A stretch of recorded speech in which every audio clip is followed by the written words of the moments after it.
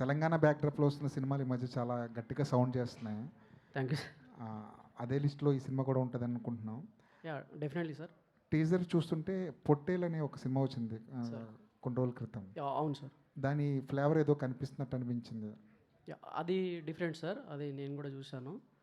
ఇది కొంచెం మన మారెమ్మ దేవత, గ్రామ దేవత చుట్టూ తిరిగే ఒక కథ సార్. ఇది పొట్టేలు ఏంటంటే పొట్టేలు చుట్టూ తిరుగుతూ తర్వాత పాప సైడ్ వెళ్తుంది కదా, ఎడ్యుకేషన్ సైడ్.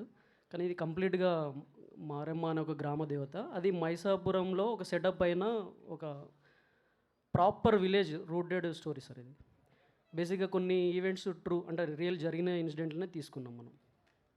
దాన్ని ఇప్పుడు మైసాపురం అని ఒక ఫిక్షన్ విలేజ్ని క్రియేట్ చేసి మొత్తం అక్కడ సెటప్ చేసుకున్నాం. దీనికోసం మేము దాదాపు ఏపీ, తెలంగాణ, వెస్ట్ బెంగాల్ దాదాపు ఒక 6 to 7 months తిరిగి రీసెర్చ్ చేసి, యాక్చువల్ ఏంటంటే ఈ మైసాపురంలో ప్రతి క్యారెక్టరు మన దాంట్లో ఒక రిప్లికేట్ అవుతాడు.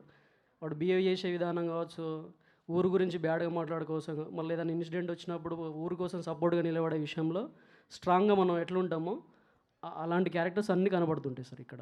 మాధవ్ని ఎందుకు తీసుకున్నారు సార్? మాధవ్ని నాకు తిమ్మారెడ్డి గారు సజెస్ట్ చేశారు సార్.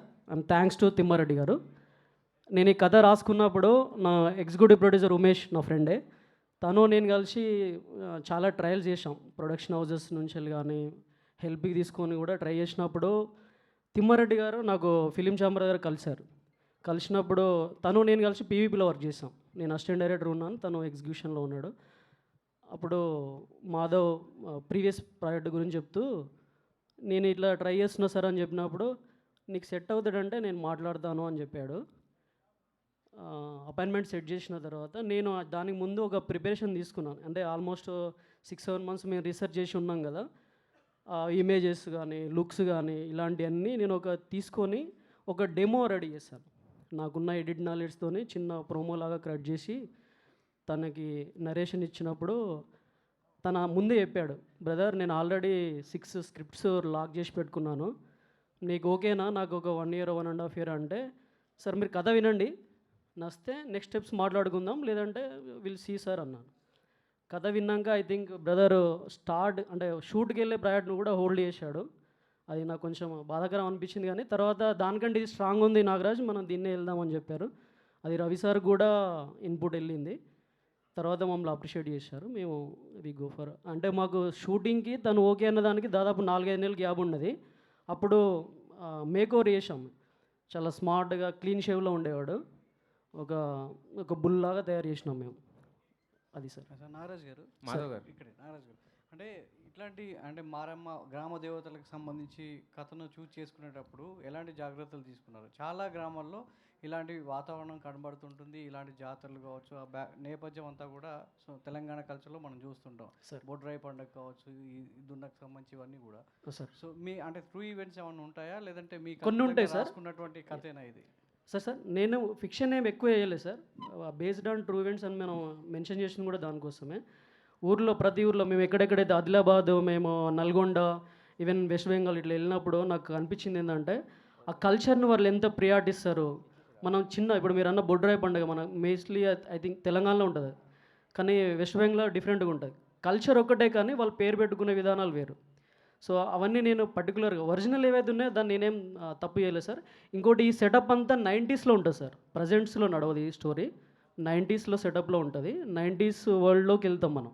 అంటే మాధవ్ని దృష్టిలో పెట్టుకునే సినిమా తీసారా, లేదంటే మాధవ్ వెనకాల ఉన్నటువంటి రవితేజ ఇమేజ్ని పోర్ట్రేట్ చేస్తూ సో వాళ్ళ అభిమానులకి ఒక మాధవ్ని ఇవ్వబోతున్నాం అన్నట్టుగా దీన్ని తీసుకోవడం జరిగింది? లేదు సార్, ఇక్కడ రవితేజ సార్ది అట్లా ఏం కాదు, కానీ మాకైనా బ్లెస్సింగ్స్ ఉంటాయి. ఈవెన్ మాధవ్ గారు ఈ ప్రాజెక్ట్ చేస్తాను అని తన దగ్గరికి వెళ్ళినప్పుడు కూడా ఈవెన్ నా ఇన్వాల్వ్మెంట్ అలాంటివి లేదు, వద్దు, ఉండకూడదు, ఏదన్నా ఉంటే మీకు బ్యాక్ ఎండ్గా ఉంటానంటే ఇప్పుడు ఒక పవర్ ఉంటుంది కదా సార్ మన వెనకాల, అలాంటి పవర్ ఇప్పుడు రవితేజ గారు మాధవ్కి అది చెప్పినా చెప్పకున్నా.